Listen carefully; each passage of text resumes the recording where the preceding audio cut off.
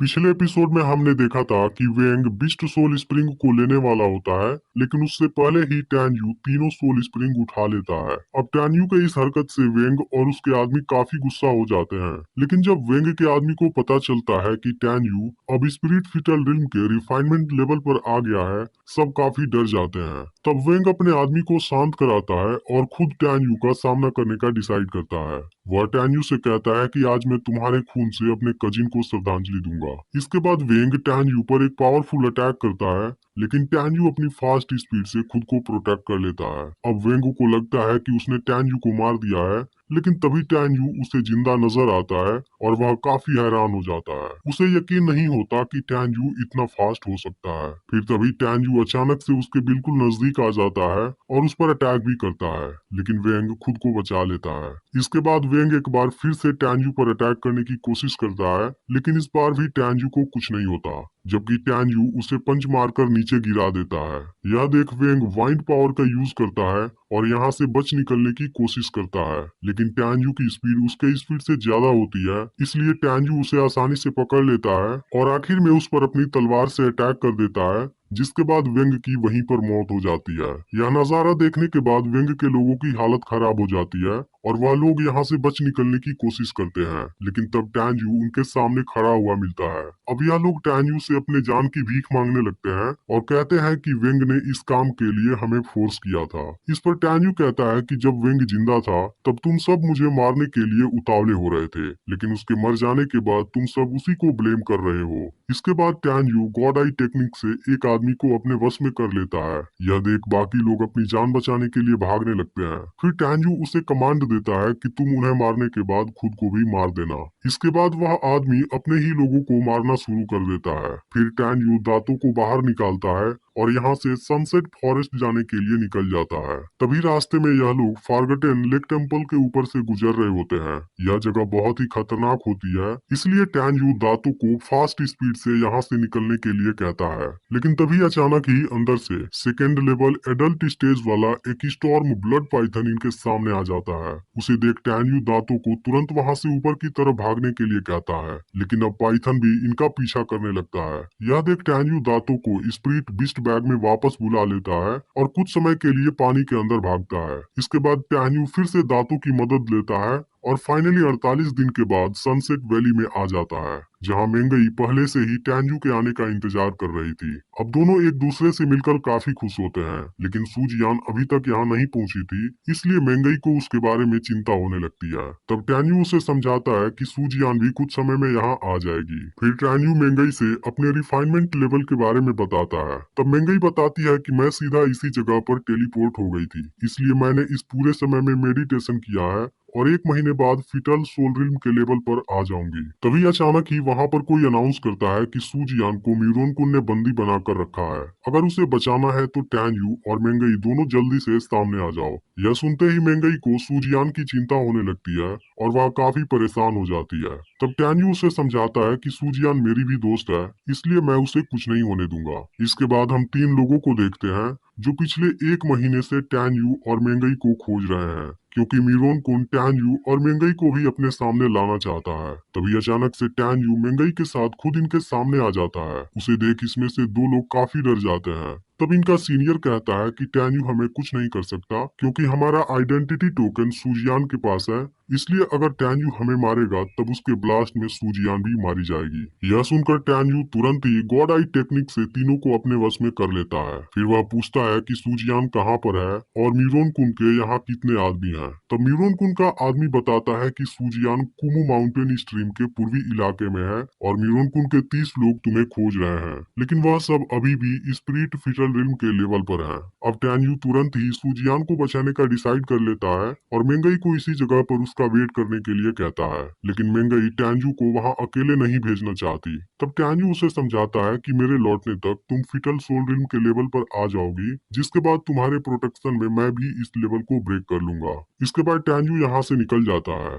दूसरी तरफ सूजियान एक जगह पर कैद है और मीरोन कुन के कुछ लोग उस पर नजर रखे हुए हैं। तभी अचानक ही वहाँ की जमीन हिलने लगती है। फिर इनकी नजर मीरोन कुन के मेडिटेशन करने वाले जगह पर जाती है और वहाँ की पावर से यह लोग समझ जाते हैं कि मीरोन कुन ने फिटल सोल रिल्म के पहले लेवल को ब्रेक कर दिया है। लेकिन मीरोन कुन जब इनके सामने आता है सब दंग रह जाते हैं, क्योंकि मीरोन कुन के पास अब लाइटनिंग और वाइंड दोनों की फिटल सोल होती है, जो अपने आप में एक हाईएस्ट ग्रेड की क्वालिफिकेशन है।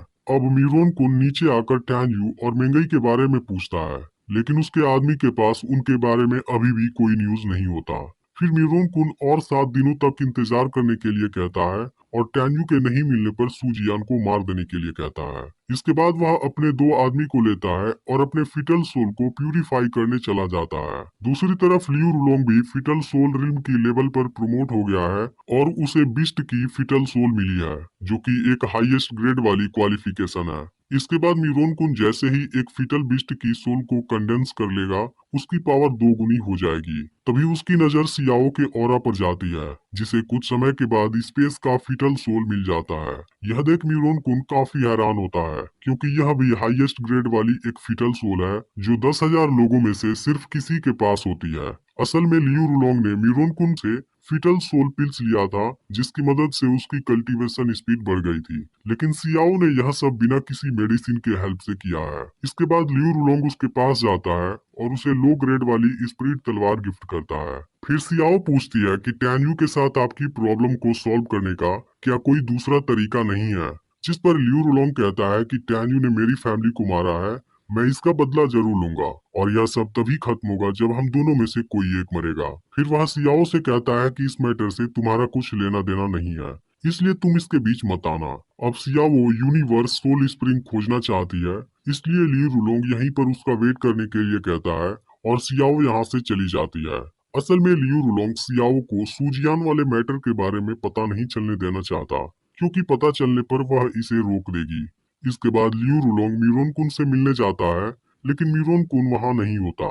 फिर भी मीरोन कुन के आदमी से उसके फिटल सोल के बारे में जान जाता है। इसके बाद लियू रुलोंग भी सोल स्प्रिंग खोजने चला जाता है। इधर सियाओ लियू रुलोंग से बताने आती है कि मैंने कुछ बीस्ट सोल स्प्रिंग को खोजा है, लेकिन लियू रुलोंग वहाँ नहीं होता, इसलिए सियाओ उसे खोजने चली जाती है। अब सूजियान तक पहुँचने के रास्ते में टैन्यू भी कल्टीवेशन करता है और फिटल सोल रिल्म के बैरियर को टच कर लेता है, लेकिन वहां तक पहुंचने के लिए इसे अभी भी कुछ समय की जरूरत है। अब टैन्यू अनुमान लगा लेता है कि मीरोन कुन और लियू रुलोंग दोनों फिटल सोल रिल्म पर प्रमोट हो गए होंगे, लेकिन टैन्यू किसी भी कीमत पर सूजियान को बचाने का डिसाइड करता है। कुछ समय बाद मीरोन कुन के आदमी टैन्यू को उस जगह पर लेकर आ जाते हैं जहाँ मीरोन कुन ने सूजियान को कैद करके रखा है। अब टैन्यू इन लोगों को दूसरी तरफ भेज देता है और खुद सूजियान को बचाने जाता है। वह तुरंत ही सूजियान को अपनी बाहों में उठा लेता है और मीरोन कुन के लोगों को गॉड आई टेक्निक से बेहोश कर देता है। लेकिन तभी उसी समय मीरोन कुन भी वहां आ जाता है। वह टैन्यू से कहता है कि तुम्हारी वजह से मेंगई मेरी नहीं हो पाई। इसके बाद मीरोन कुन टैन्यू पर अटैक करने जाता है। यह देख सूजियान टैन्यू से कहती है कि तुम मुझे छोड़ दो और अपनी जान बचाओ, लेकिन टैन्यू उसे लेकर वहां से भागने लगता है और कहता है कि मैं तुम्हें कुछ नहीं होने दूंगा, क्योंकि मैंने मेंगई से प्रॉमिस किया है। तभी मीरोन कुन टैन्यू को सामने से घेर लेता है। इसके बाद मीरोन कुन इन पर अटैक कर देता है। फिर टैन्यू सूजियान को कुछ नहीं होने देता और उस अटैक को खुद रोक लेता है, जिससे जख्मी होकर वह नीचे गिर जाता है। यह देख सूजियान टैन्यू को फिर से अपनी जान बचाकर भाग जाने के लिए रिक्वेस्ट करने लगती है, क्योंकि मेंगई को उसकी जरूरत है। तभी मीरोन कुन वहां आकर सूजियान पर अटैक करने जाता है, लेकिन इस बार भी टैन्यू उस अटैक को खुद रोक लेता है। अब सूजियान को लगता है कि दोनों इस जगह पर मारे जाएंगे, लेकिन तभी टैन्यू सोल बर्निंग टेक्निक का यूज करने लगता है। इसी दौरान सियाओ भी टैन्यू की आवाज सुन लेती है और तुरंत उसे खोजने निकल जाती है। अब टैन्यू सूजियान के साथ फास्ट स्पीड से भागने लगता है, लेकिन मीरोन कुन उसका पीछा नहीं छोड़ता। वह समझ जाता है कि टैन्यू सोल बर्निंग टेक्निक का यूज कर रहा है, इसलिए मीरोन कुन भी वाइंड कंडेंसेशन टेक्निक का यूज करने लगता है और उसी के स्पीड से उसका पीछा करने लगता है। लियू रुलोंग ने भी टैन्यू की आवाज को सुना था, इसलिए वह माउंटेन के पास जाता है, लेकिन टैन्यू वहां नहीं होता और मीरोन कुन के लोगों को भी इस बारे में पता नहीं होता, क्योंकि टैन्यू ने दोनों को बेहोश कर दिया था। तब लियू रुलोंग खुद मीरोन कुन से कांटेक्ट करता है और उसकी पोजीशन जानने के बाद वह भी उसकी तरफ जाने लगता है। अब लगातार सोल बर्निंग टेक्निक के यूज करने से टैन्यू की एनर्जी कम हो जाती है। फिर मीरोन कुन टैन्यू को मारने के लिए उस पर पावरफुल अटैक करता है, जिसके बाद टैन्यू सूजियान के साथ नीचे गिर जाता है। लेकिन टैन्यू अभी भी हार नहीं मानता और फिर से सूजियान को बचाने लगता है, जिसके दौरान टैन्यू की कंडीशन काफी खराब हो चुकी होती है। इसके बाद टैन्यू दांतों को बाहर निकालता है और सूजियान को उसके साथ यहाँ से भेज देता है। लेकिन उसी समय मीरोन कुन फिर वहाँ आ जाता है और सूजियान को भागता हुआ देख उस पर अटैक कर देता है। लेकिन टैन्यू इसे देख लेता है और इस खतरनाक अटैक को भी अपनी बॉडी पर ले लेता है। पर टैन्यू इस अटैक को नहीं झेल पाता और नीचे की तरफ गिरने लगता है, जिसे देख सूजियान काफी दुखी हो जाती है। इसलिए चैनल को सब्सक्राइब करके नोटिफिकेशन को ऑल पर सेट कर लेना।